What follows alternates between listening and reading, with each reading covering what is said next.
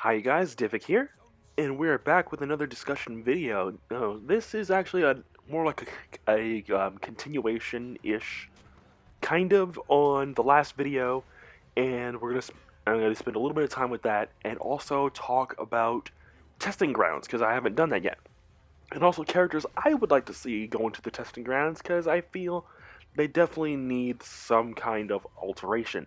Now, there's one thing I would love to see added to the customization. Now, if you're a digital artist of any skill level, you know that in programs like Paint Tool Sai, or GIMP, or even Procreate, which is an app that I use for my own artwork, there is that color wheel that allows you to select specific colors. I'll put like a picture on screen or something like that, so you guys can know what I'm talking about.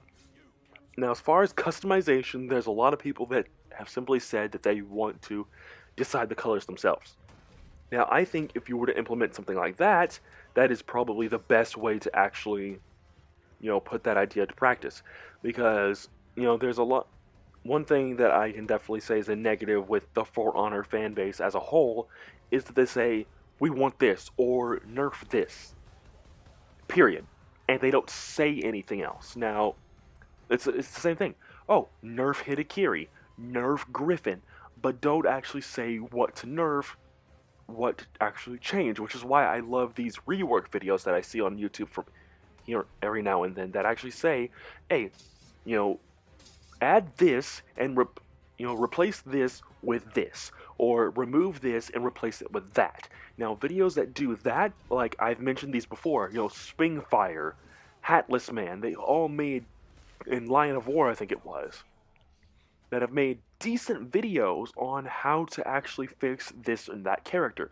And I think Scandalous or Spandalous, or I forget the username off the top of my head, has also said, hey, here's a way to actually fix Griffin. And, pretty much all of those were implemented. So, good on you, mate. But anyways, I think that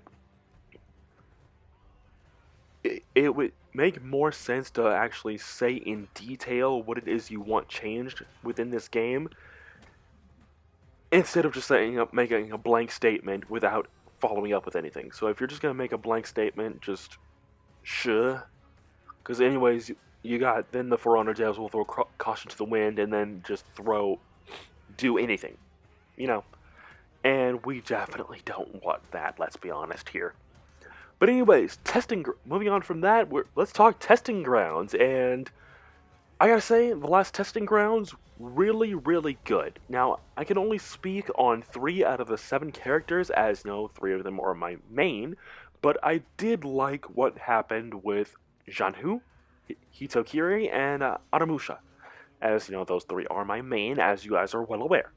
And I do like the changes. I do really think that what was added and replaced is good. I do have a little bit of something I do want to say this.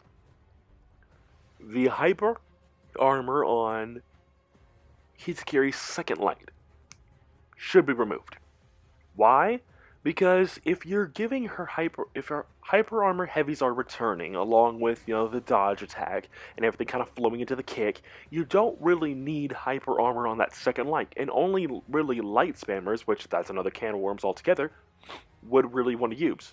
Now, I say, if you remove the hyper armor on that second light and only keep the armor from the heavies, there's a less likely possibility of the complaints of she's got too much hyper armor.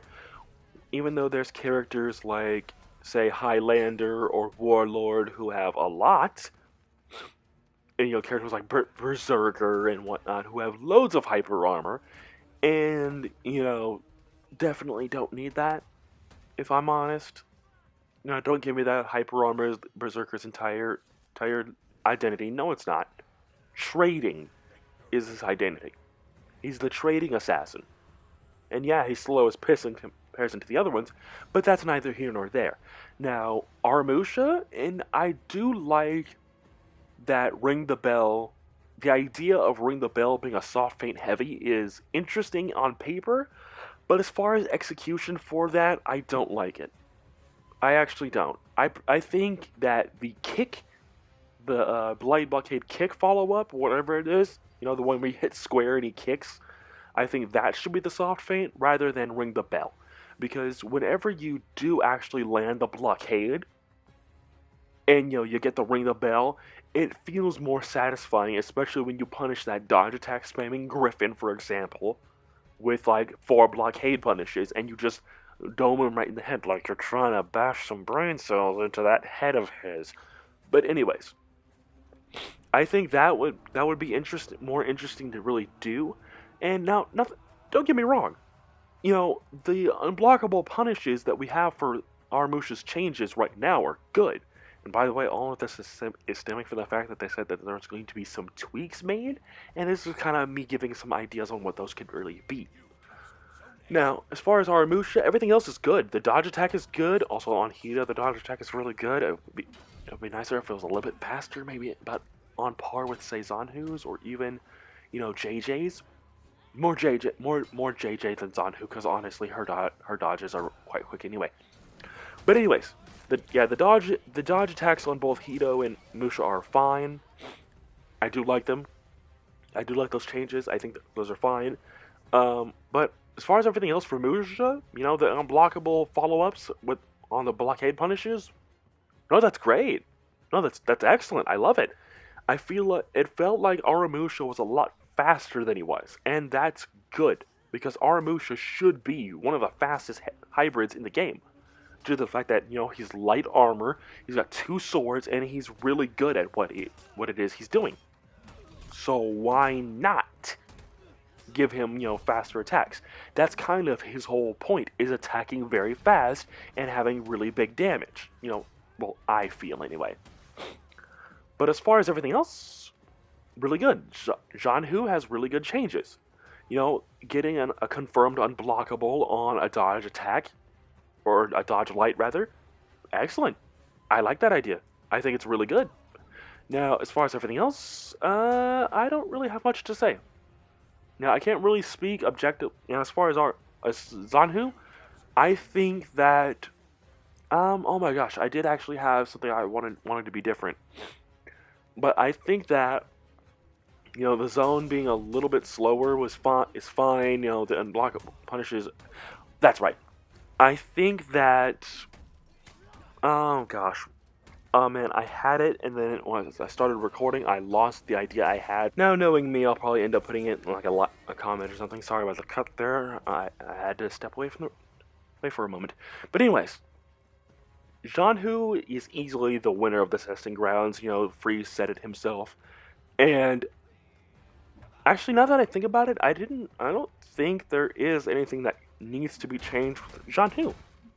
I mean, the neutral bash, you know, the forward square bash is, You know, it's the same thing that happened with JJ. You know, everyone's getting a neutral bash now to kind of combat, you know, the other bash characters, but adding more bashes to counter the bash characters is just creating more problems than it is solutions. Now, honestly, I like the idea of, you know, the dodge attacks actually the dodge lights, I believe it was, being a crushing an unblockable punish to make up for the fact that, you know, the superior counter blow wasn't very good. And it's not. And moving that animation to be a more of a bash attack, on paper, like I said with Musha earlier, on paper is good, but I don't know. We'll see what happens. You know, all of this could be smoke and mirrors, and honestly, really, they could just ignore this entire video along with any other video made and just say, okay, we're removing this from this character and that from this other character. Now, as far as the other 4, I don't really play them. But if I had to say anything, for Gladiator specifically, I don't think everything should flow into Skewer. I think everything should flow into the Toe Stab. Because you see, every Gladiator that I have faced, and even when I use Gladiator, I don't really use the Skewer at all. Honestly, I forgot that the Skewer is even part of the kit at all. And I think it would make more sense for everything to kind of flow into the Toe Stab. And also, maybe on remove the stun ability on like so many of the bashes, because literally every Glad that I faced after the testing grounds, it's been a stun tap simulator, much like Raider was, when Hitakiri came into the game. Just hold on, bling bling bling bling bling bling bling bling.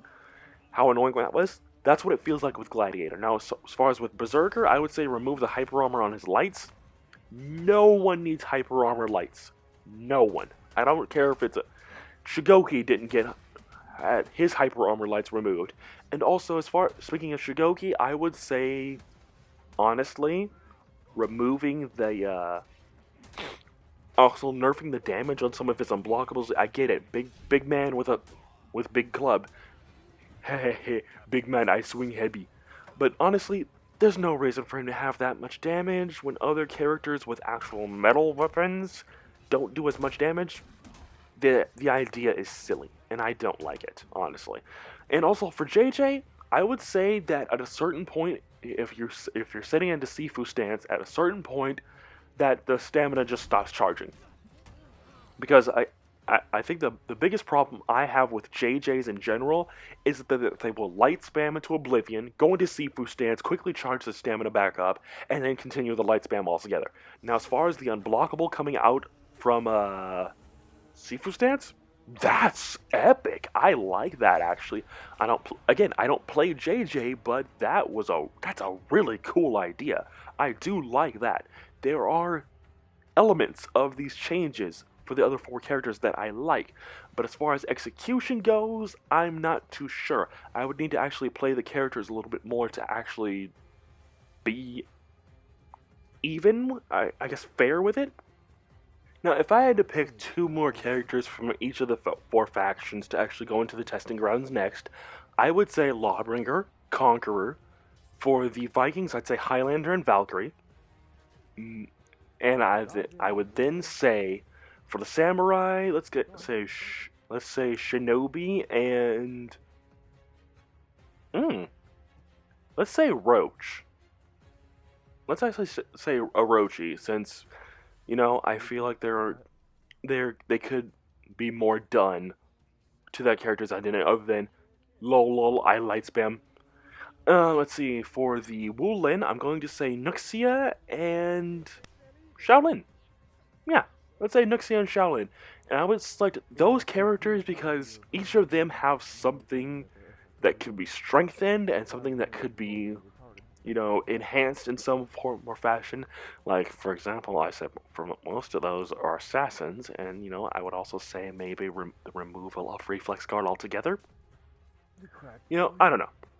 We'll have to wait and see. But, I'm curious as to say who you would want to see in the testing grounds, and also, out of my choices, or maybe you have choices of your own, do let me know in the comment section below who you would pick to go into the testing grounds and what you would change or, strengthen about said character.